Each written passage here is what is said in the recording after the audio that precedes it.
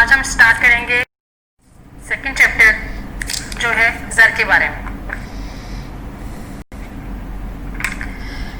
زر میں سب سے پہلے ہم دیکھیں گے کہ اس کی ابتدائی منازل کیا تھی, ابتدائی شکل کیا تھی. سب سے پہلے تھا براہ راست تبادلہ. اگر ہم انسانی تاریخ کا مطالعہ کریں تو اس بات کا پتہ چلے گا کہ انسان شروع میں غاروں میں رہتا تھا. جنگلی جانوروں کا شکار کرنا, ان کے گوشت سے پیٹ بھرنا, ان کی کھاد اور درختوں کے پتوں سے اپنے جسم کو ڈھانپنا, یہ اس کے سارے کام تھے. اس کی ضروریات محدود تھیں اور اپنی ضروریات کے سلسلے میں وہ کسی کا بھی محتاج نہیں تھا. پھر آہستہ آہستہ وقت گزرنے کے ساتھ انسان مہذب ہوتا چلا گیا. اس کے ساتھ ساتھ اس نے غاروں سے نکل کر قبیلوں کی شکل میں زندگی گزارنا شروع کی. جب وہ انسان مہذب ہوتا گیا تو اس کی ضروریات زندگی بھی بڑھتی گئی. اب اسے سونے کے لیے گھر کی ضرورت تھی, کھانے پینے کے لیے اشیاء خورد و نوش کی تلاش تھی, پہننے کے لیے اسے کپڑا چاہیے تھا. تو اس طرح انسان کے مہذب ہونے سے اس کی ضروریات زندگی بڑھتی گئی اور وہ ایک دوسرے کا محتاج ہوتا چلا گیا. اور جب وہ ایک دوسرے کا محتاج ہوتا گیا تو اس کو پھر ظاہر بات ہے ایک دوسرے کی جو اشیاء و خدمات ایک دوسرے سے ضرورت ہوتی تھی اس کو لینے کے لیے کچھ نہ کچھ دینا پڑتا تھا. بطور زر کچھ نہ کچھ اشیاء کو استعمال کرنا پڑتا تھا. تو اس وقت شروع میں بطور زر استعمال میں آنے والی کوئی چیز ایسی نہیں تھی جو سب کے لیے قابل قبول ہوتی.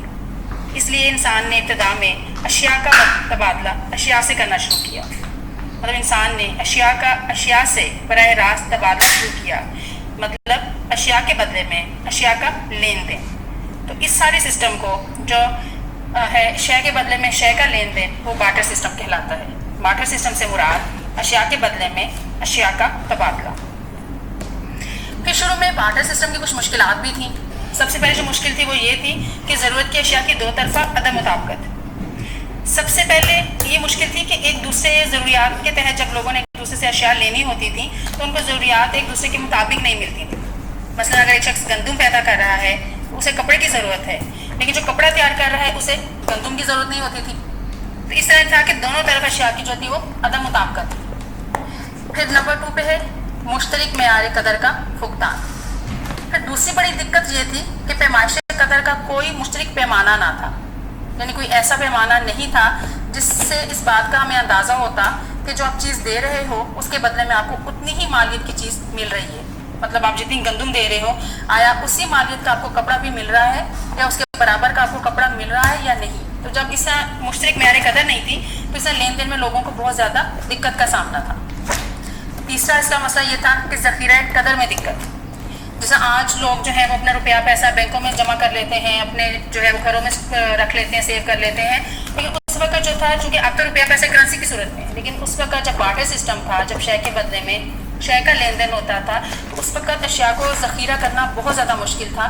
کیونکہ اکثر جو بطور زر اشیاء استعمال ہو رہی تھیں وہ ایسی اشیاء تھی جو جلدی گل سڑ جاتی تھی, جلدی خراب ہو جاتی تھی. جیسے گندم, چاول, کپاس, کپڑا, اس طرح کی چیزیں جو تھیں وہ جلدی خراب ہو جانے والی تھیں. تو ان کو زیادہ دیر تک ذخیرہ نہیں کیا جا سکتا تھا.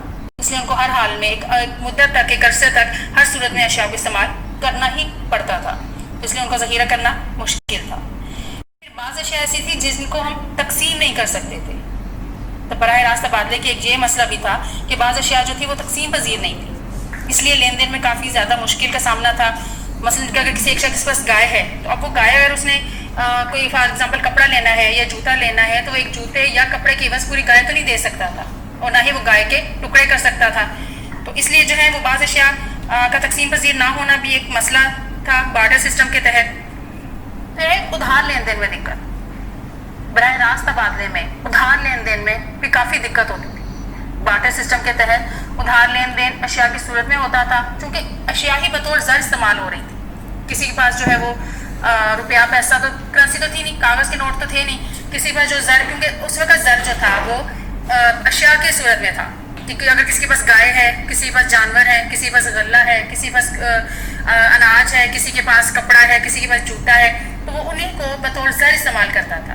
تو جب ان کو اشیاء کا سلسلے میں ادھار لین دین کرنا پڑتا تھا تو ان کو کافی زیادہ مشکلات کا سامنا ہوتا تھا کہ وقت گزرنے کے ساتھ ان کو سیاسی, ملکی اور معاشی حالات جو تھے اس میں کافی زیادہ جو ہے وہ مسائل پیش آنے لگ گئے تھے. اس لیے جب شے کی واپسی, اگر کسی نے کسی کو گائے ادھار دی ہے جب اس کی واپسی کا وقت ہوتا تھا تو اس وقت جو ہے وہ کہتے تھے کہ ہماری گائے تو جو ہم نے دی تھی وہ کالے رنگ کی تھی، اب جو تم نے واپس کی ہے وہ بھورے رنگ کی ہے، یا جو میری گائے ہے وہ موٹی تھی تم نے دبلی کر کے دے دی ہے۔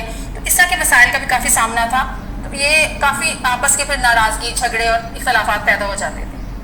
پھر نمبر 6 پہ ہے کہ دولت کی نقل پذیری میں مشکلات۔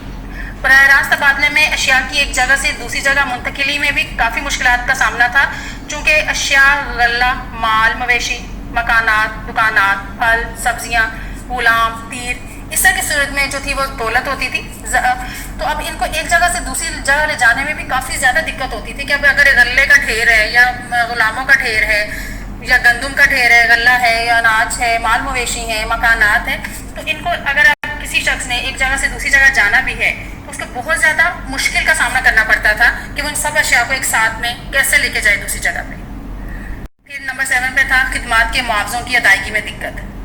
اشیاء کے علاوہ چونکہ لوگ ایک دوسرے سے خدمات بھی حاصل کرتے تھے، لہٰذا ان خدمات کی عوض ادائیگیاں بھی کرنی ہوتی تھیں، لیکن یہ بھی مشکل کا سامنا کرنا پڑتا تھا کہ جیسے فار ایگزامپل اگر ایک موچی اپنے جوتوں کے بدلے میں، اب ظاہر بات ہے موچی تو جوتے بناتا ہے، اگر وہ جوتے بناتا ہے تو اس کو اپنے کسی وکیل سے کام ہے، تو جو وکیل تھا وہ اس کا کام تو کر دے گا، لیکن بدلے میں موچی اس کو کیسے معاوضہ ادا کرے گا؟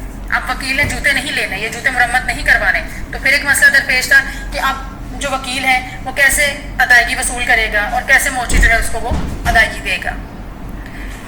پھر تھا سرکاری وصولیوں اور ادائیگیوں کے مسائل۔ زر کی عدم موجودگی میں سرکاری وصولیاں اور ادائیگیاں جو تھیں وہ بھی بہت مشکل میں پڑی ہوئی تھیں، کیونکہ وہ وصولیاں جو ہے اشیاء کی صورت میں ہوتی، جن کا حصول، نقل و حمل، ذخیرہ کرنا اور نگرانی وغیرہ بہت مشکل اور مہنگی ہو جاتی تھی۔ جیسے حکومت کے لیے بھی جب حکومت نے بھی افراد کو ادائیگیاں کرنی ہوتی تھی تو لازمی بات ہے حکومت بھی انہی اشیاء کی صورت میں ادائیگیاں کرتی تھی کہ وہ جانوروں کی صورت میں، غلے کی صورت میں، تیر کی صورت میں، غلاموں کی صورت میں، تو پھر اس طرح یہ بہت زیادہ حکومت کو بھی مسئلے درپیش تھے کہ وہ کیسے ادائیگیاں کرے اپنے عوام کو، اور عوام کو بھی تھا کہ اگر حکومت کو جیسے ٹیکس ادا کرنا ہے یا کوئی محصول چنگی وغیرہ ادا کرنا، کوئی ٹیکس کسی بھی صورت میں کوئی ادائیگی حکومت کو کرنی ہے تو وہ کیسے ادا کرے گی۔ تو اس ضمن میں کہتے دو طرفہ عدم مطابقت، مشترک پیمائش قدر، کسی آلے کی عدم موجودگی اور بعض اشیاء کا اضیاء پذیر یا ناقابل تقسیم پذیر ہونا بہت زیادہ مشکلات پیدا کر رہا تھا۔ تو پھر ان ساری مشکلات سے بچنے کے لیے، ان سب مشکلات سے جان چھڑوانے کے لیے بارٹر سسٹم کا جو مؤثر اور قابل عمل متبادل ضروری تھا، کیونکہ یہ بارٹر سسٹم شروع میں تو چلتا رہا لیکن آہستہ آہستہ ان میں بھی بہت سی مشکلات اور دقت کا سامنا کرنا پڑا، تو پھر لوگوں کو خیال پیدا کر رہا ہے بارٹر سسٹم، تو پھر بارٹر سسٹم کے متبادل زر کا ارتقا ہوا تھا۔ تو سیکنڈ یہ جو نیکسٹ ٹاپک ہے انشاءاللہ ہم نیکسٹ لیکچر میں ڈسکس کریں گے، آج کے لیے یہ لیکچر کافی ہے۔